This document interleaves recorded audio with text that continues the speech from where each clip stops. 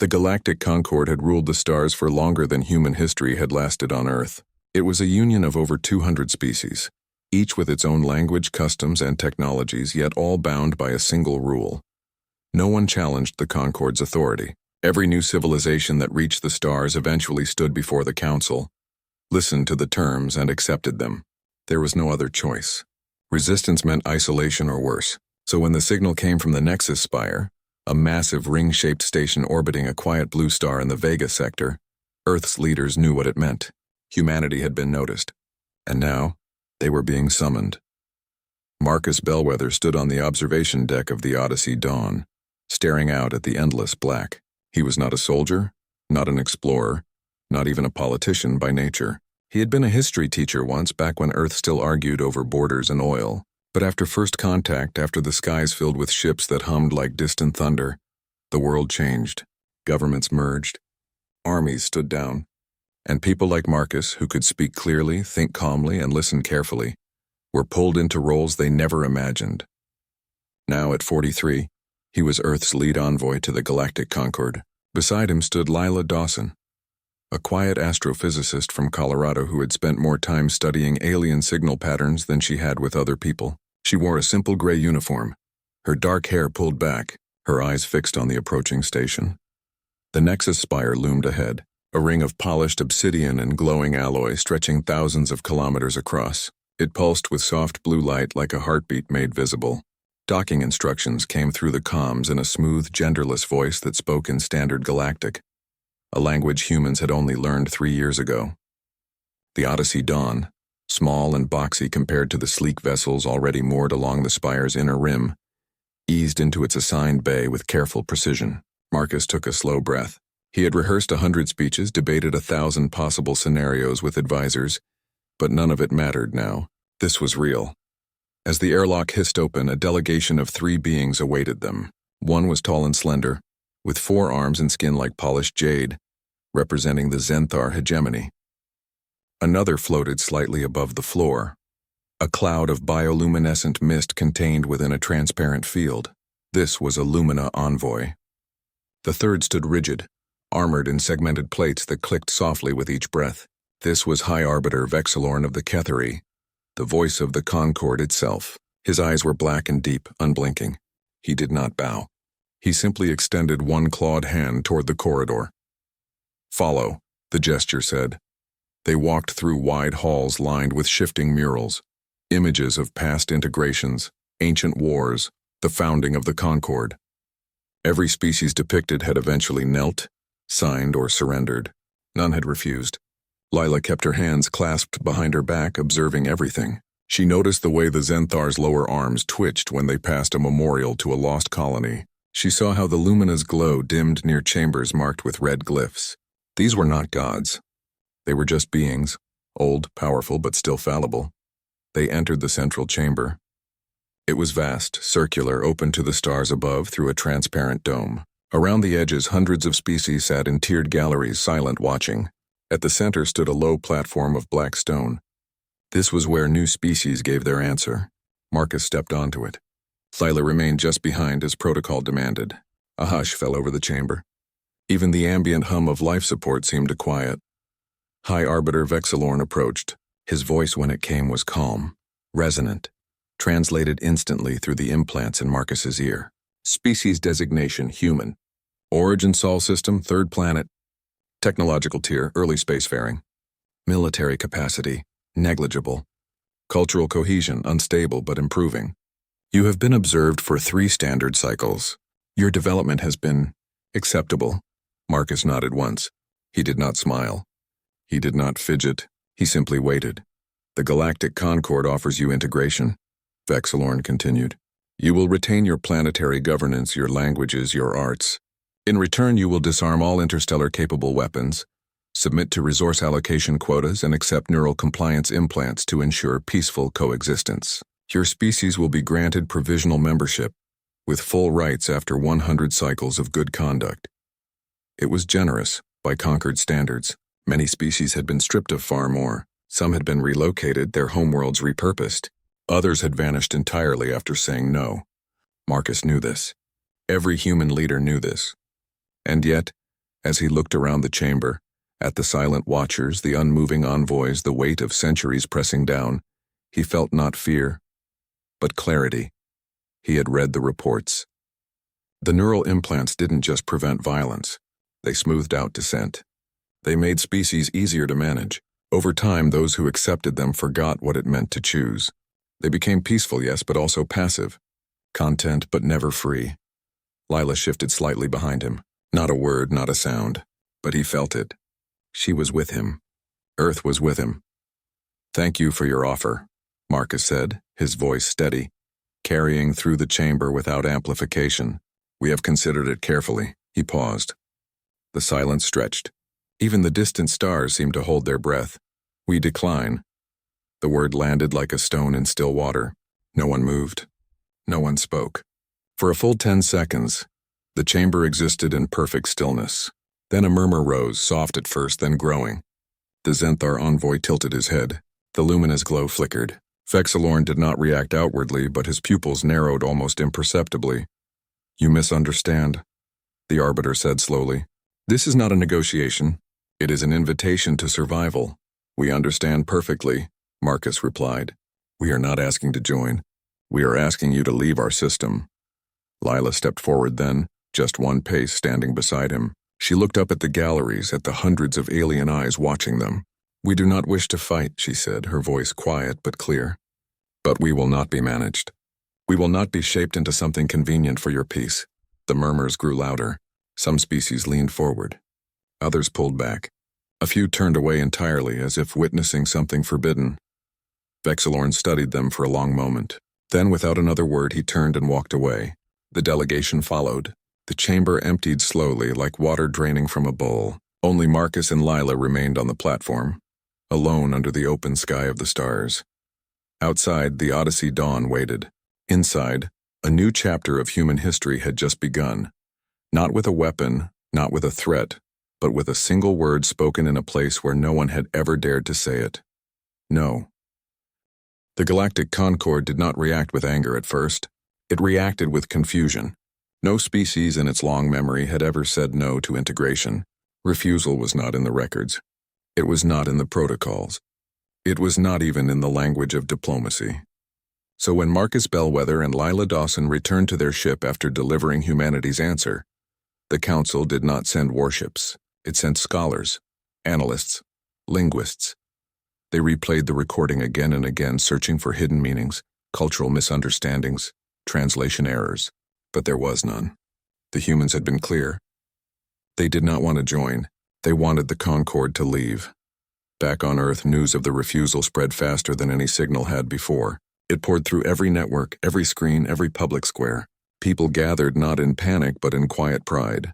In New York, a street vendor gave out free coffee to anyone who wore a pin with the word "no" on it. In Nairobi, students painted murals of the Odyssey Dawn sailing past alien towers. In Tokyo, engineers who had once designed luxury sky cruisers now sketched hulls for defense satellites. The world did not fracture, it focused. Marcus and Lila were debriefed by the Unified Earth Council, a body formed after first contact to speak with one voice. They sat in a plain room beneath Geneva, surrounded by men and women who had spent their lives avoiding conflict. Now they leaned forward, eyes sharp. "What happens next?" asked Elena Rodriguez, the council chair. Marcus rubbed his temples. "They'll try again. Not with force, not yet. They'll come with a better offer, something they think we can't refuse." He was right. 3 days later, a new message arrived. Not from the full council, but from High Arbiter Vexilorn himself. It was private, direct, and unusually personal. He requested a second meeting. Not on the Nexus Spire, but aboard a neutral science vessel halfway between Sol and Proxima Centauri. This time, he said, the offer would include full cultural autonomy, exemption from neural compliance for the first 50 years, and access to advanced medical technology that could cure aging. It was, by any standard, generous. Earth's leaders debated for hours. Some argued they should accept. Others said any deal would be a trap. But Marcus and Lila agreed on one thing. They had to go. Not to negotiate, but to make sure the Concord understood. So they boarded the Odyssey Dawn again, this time with a small team and no weapons. The journey took 2 weeks. When they arrived, the science vessel hung in the void like a silver seed, smooth and silent. Inside, the air smelled faintly of ozone and something floral. Vexilorn waited alone in a circular chamber lined with data screens. He wore no armor this time, only a dark robe. "You surprised us," he said without greeting. "Surprise is dangerous in diplomacy." Marcus nodded. "We didn't mean to surprise. We meant to be honest." Lila stood near the wall, arms crossed, watching the screens. They showed Earth, its cities, its oceans, its launch sites. Someone was watching closely. The Arbiter gestured to a table where 2 data slates rested. "This is our revised proposal. Read it. Consider it. Your species has potential. We do not wish to waste it." Marcus picked up the slate. It listed everything the Arbiter had promised, and more. Free trade routes, shared research stations, even a seat on a minor advisory board. It was everything a young species could dream of. But at the bottom, in fine print translated into English, was Clause 7. All human military assets beyond lunar orbit must be decommissioned within 6 months. And all deep space navigation systems must be linked to Concord oversight. Marcus looked up. "You call this autonomy?" "It is more than most receive," Vexilorn replied. "You are one planet among billions. Your voice is small. This gives you a place at the table. A place where we sit quietly and agree," Lila said, stepping forward. "That's not a seat. That's a cage with better lighting." The Arbiter's eyes narrowed. "You speak as if you have a choice. The Conquered does not negotiate with species that cannot defend themselves." "We're not asking you to negotiate," Marcus said, placing the slate back on the table. "We're telling you we won't be managed. Not now, not ever."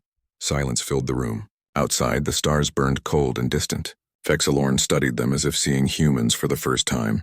"You believe you can stand alone?" "We've stood alone before," Lila said. "We survived ice ages, plagues, wars that nearly ended us. We didn't do it by kneeling. We did it by choosing." The Arbiter turned to a screen showing a live feed of Mars. Construction drones moved across the red plains, building something large.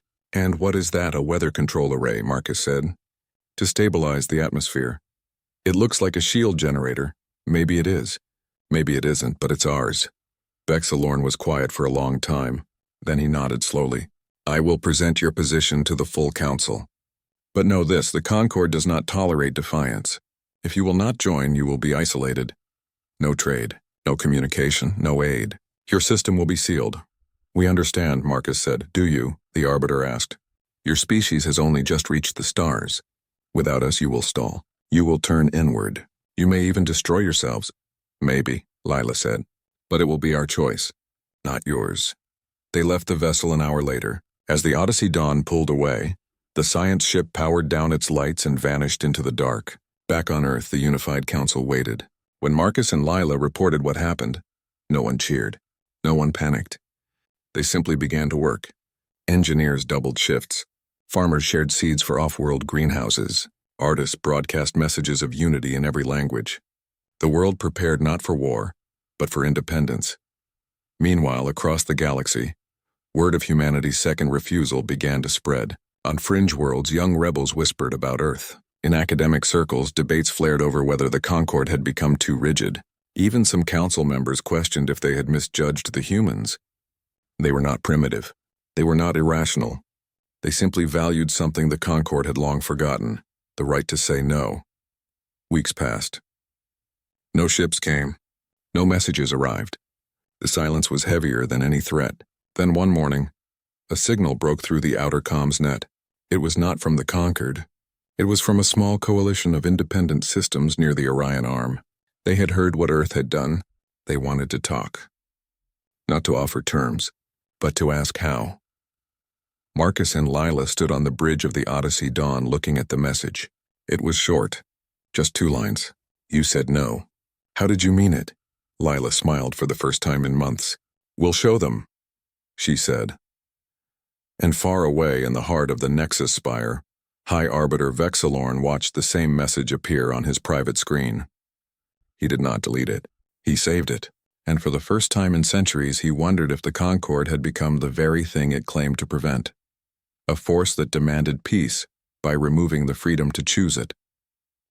The galaxy had always moved slowly, like a river carving stone over centuries, but humanity moved fast. In the months after the second refusal, Earth did not wait for the Concord to act. It acted first, Not with declarations or threats, but with work.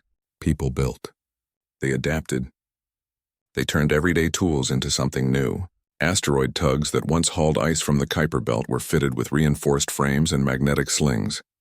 Now they could launch dense iron slugs at near-orbital speeds.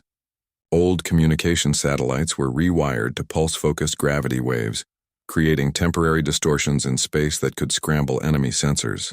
Even civilian cargo haulers were painted with matte black coatings and given silent drive overrides. Nothing was wasted. Nothing was ignored. On the moon, inside sealed domes near the South Pole, welders worked in shifts around the clock.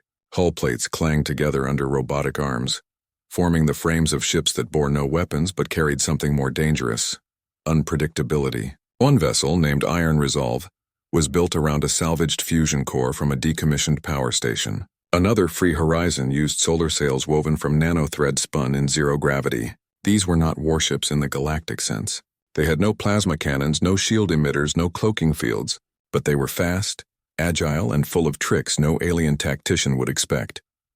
Lila Dawson spent her days in a bunker beneath the rocky hills of Wyoming, coordinating with engineers across 3 continents. She didn't design weapons. She designed problems. How to make a mining drone mimic the energy signature of a capital ship. How to use lunar dust to create temporary radar ghosts.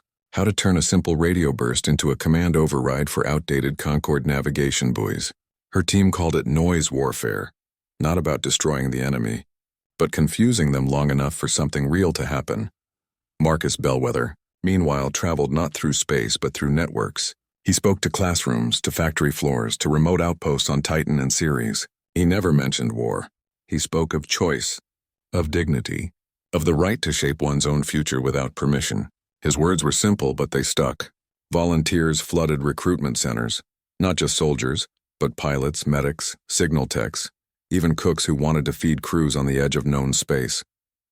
A retired school bus driver in Kansas retrained as a comms specialist. A teenage girl in Manila wrote an algorithm that could mimic alien dialects for decoy transmissions. Humanity was not a single army. It was a million small acts of defiance. Meanwhile, the Concorde watched. At first they dismissed the activity as panic, then as theater. But when their long-range probes began vanishing near the edge of Sol space, not destroyed, just gone, they grew uneasy. The Xenthar hegemony argued for immediate intervention. The Lumina Collective urged caution. High Arbiter Vexilorn remained silent in council sessions, his eyes fixed on live feeds of Earth shipyards. He saw something others missed. This was not desperation. It was preparation. Then came the message from the Fringe Coalition, the small group of independent systems that had reached out after humanity's refusal. They called themselves the Open Ring. They had no fleet, no formal government, just a shared belief that the Concorde had grown too controlling. They asked for help building their own defense nets. Lila sent them schematics for basic sensor jammers. Marcus sent them recordings of Earth's public broadcasts, proof that saying no did not mean chaos but clarity.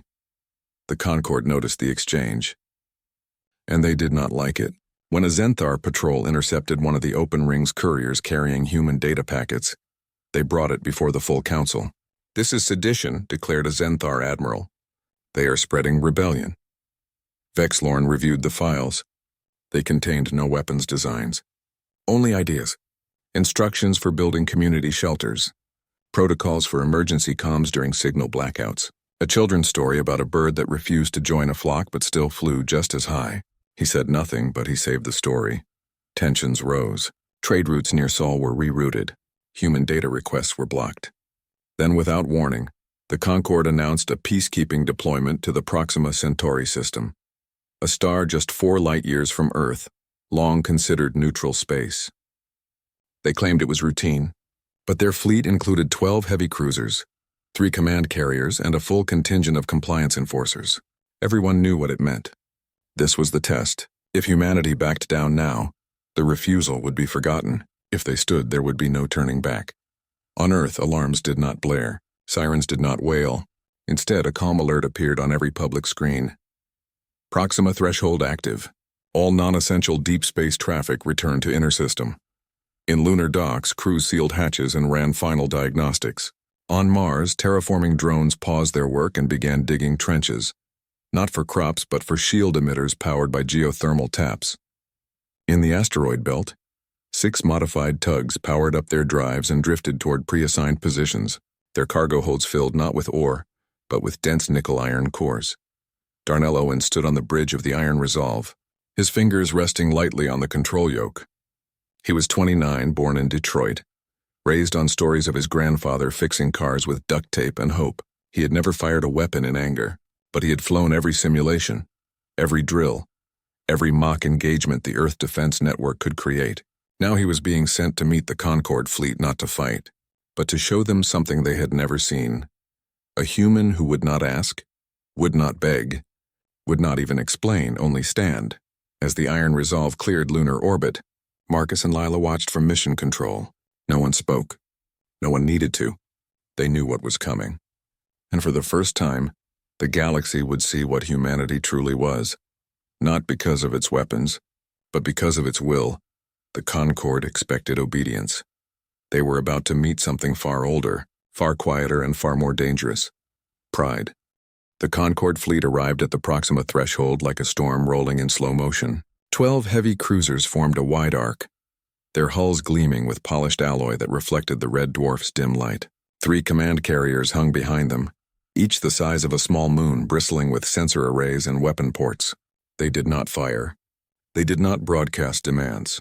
They simply appeared, as if their presence alone was enough to end the matter, and in most systems it would have been. But this was not most systems. This was humanity's doorstep. Darnell Owens guided the Iron Resolve through the quiet dark, flanked by 5 other vessels: Free Horizon, Steadfast, Pioneer, Nightingale, and Longshot. None were larger than a freighter. None carried plasma lances or gravity torpedoes, but each held something the Concorde could not predict: human ingenuity wrapped in human stubbornness. Darnell's orders were clear: do not engage, do not provoke, but do not yield. Hold the line, the Concorde hailed them. Identify and stand down, came the voice, smooth and cold. Darnell did not reply. He switched all comms to passive receive only, then he gave a single hand signal. Across the small human flotilla, engines dimmed to near silence. The ships drifted, appearing almost abandoned. It was a trick taught in every Earth defense manual. Look harmless until it's too late. The Concorde hesitated. Their scanners swept the area, searching for hidden weapons, cloaked fighters, energy spikes. They found nothing. Just 6 old hulls floating like driftwood. A Zenthar admiral on the lead cruiser frowned. They are either fools or bait, he muttered. But before he could order a closer scan, the first anomaly struck. From the edge of the system, a redirected comet, icy, dark, and moving at 30 kilometers per second, entered sensor range. It had been nudged weeks earlier by a repurposed mining tug, its trajectory calculated to pass just outside the Concord formation. Harmless, the computer said. Natural object, ignore.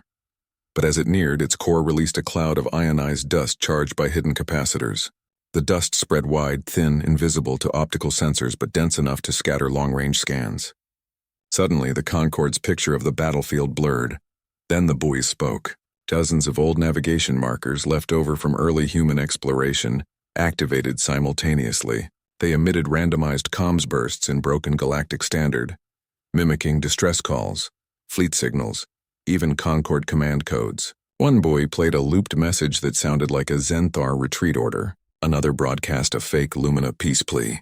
The Concorde bridge erupted in confusion. Who was transmitting? Where were the real signals? In the chaos, Darnell moved. The Iron Resolve fired no weapons. Instead, it launched 3 small pods toward a cluster of dormant asteroids. The pods attached magnetic anchors and activated phased gravity lenses, devices built from repurposed terraforming equipment. They didn't destroy. They bent. Space itself rippled around the asteroids, creating temporary gravity wells that pulled at the Concorde ship's trajectories. One cruiser veered sharply to avoid a sudden pull, colliding lightly with its neighbor. Alarms blared across the fleet. On the Free Horizon, pilot Mia Cole, one of the youngest in the flotilla, executed a maneuver that would later be studied across the fringe systems. She flew her ship straight toward a Concorde carrier, engines flaring bright, then cut all power at the last second. The carrier's targeting systems locked on, expecting a suicide run, but the Free Horizon went dark, tumbling silently past the hull like a dead leaf. The carrier fired anyway, wasting a high-yield plasma burst into empty space. The recoil threw its alignment off by half a degree, enough to disrupt its entire firing solution for minutes. Meanwhile, deep in the asteroid belt, the 6 modified tugs activated their final payload. They released clouds of reflective foil, each strip tuned to mimic the radar signature of a capital ship. Hundreds of false contacts bloomed on Concord screens. Were they decoys? Were they real? The Zenthar admiral ordered a full tactical retreat to regroup. It was the worst decision he could have made. As the Concorde fleet turned, their formation broke. That was the moment Darnell waited for. He gave a single command: activate the lens array. Buried beneath the surface of Proxima b, a planet long thought barren, a network of repurposed geothermal drills fired in unison. They sent focused seismic pulses through the planet's core, which emerged on the far side as controlled gravity distortions.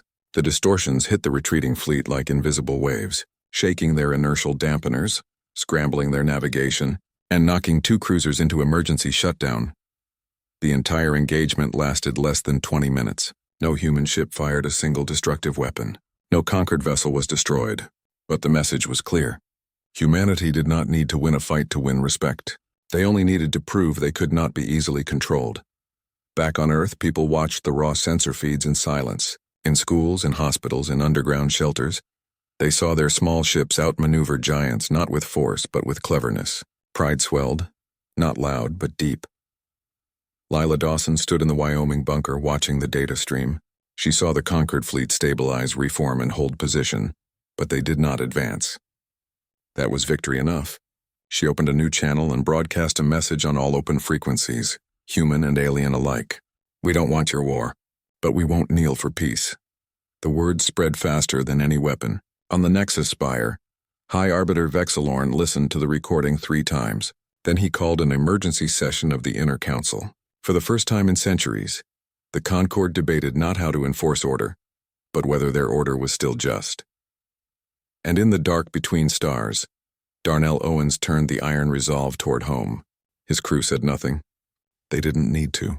They had shown the galaxy that humanity's strength was not in what they had, but in what they refused to lose. The Concorde did not send another fleet. It did not issue new demands. It did not even broadcast a formal statement. Instead, it did something far more telling. It waited. For weeks, the peacekeeping armada remained at the edge of Proxima space.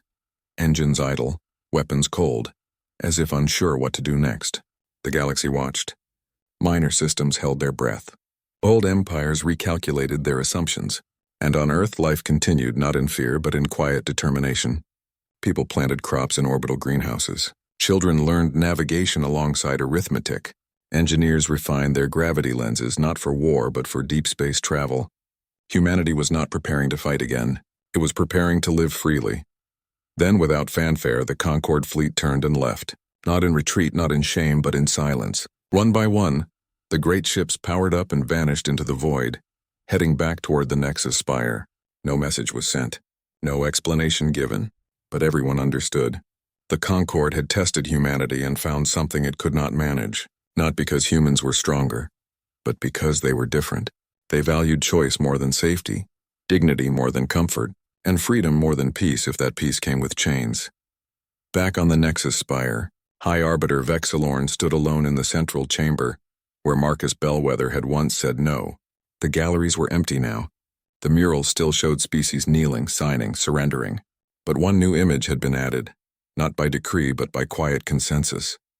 It showed a small ship, plain and unadorned, floating before a wall of giants. Beneath it, in simple galactic script, were 2 words. They chose. Vexilorn had spent his life believing the Concorde's way was the only way to prevent chaos. But watching humanity stand firm without hatred, without rage, without even raising a weapon in anger, he began to wonder if order without freedom was not peace at all, but slow death. In closed sessions, he argued for a new approach, not control but conversation, not compliance but coexistence. Many resisted. The Zenthar called it weakness. The Lumina warned of instability, but others listened, especially the younger species, the ones who remembered what it was like to have a voice before the Concorde smoothed it into silence. Meanwhile, the open ring grew. What had begun as a handful of fringe systems now included dozens.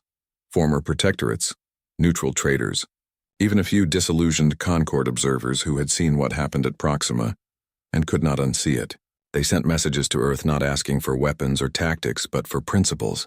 How did you decide when to say no? How did you stay united without a single leader? How did you prepare without becoming what you opposed? Lila Dawson answered each one personally, not with doctrine but with stories. Stories of farmers sharing seeds during droughts, of neighbors rebuilding after storms, of strangers risking their lives to save others during the first contact panic. We're not special, she wrote once. We just remember that people matter more than systems. Marcus Bellwether, for his part, refused all invitations to speak at galactic forums. He said humanity had said enough. Now it was time to listen, so he traveled not to capitals or councils, but to border stations, refugee camps, and mining outposts where the Concord's reach was thin. He sat with workers, with elders, with children who had never seen Earth but knew its name. He did not preach. He asked questions. What do you want your future to look like? Who gets to decide? Slowly, a new idea began to spread. Not of rebellion, but of partnership. Not a new empire, but a new kind of alliance. Then came the invitation, not from the Concord, but from the Open Ring itself. They asked humanity to help draft a charter for a free systems pact, a network of worlds that would protect each other's right to self-determination without demanding uniformity. No neural implants, no forced disarmament, no central authority that could override local choice. It was messy, it was risky, and it was exactly what humanity had fought for. Marcus and Lila returned to the Nexus Spire one last time, not as petitioners, not as enemies, but as equals.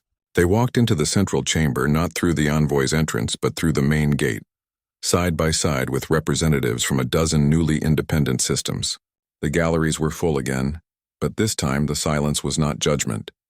It was respect. High Arbiter Vexilorn met them at the platform. He did not wear robes or armor, just simple gray fabric like a scholar. You changed more than your own fate, he said quietly. You reminded us why we formed the Concord in the first place. To protect, not to control. Marcus nodded. We didn't come to replace you.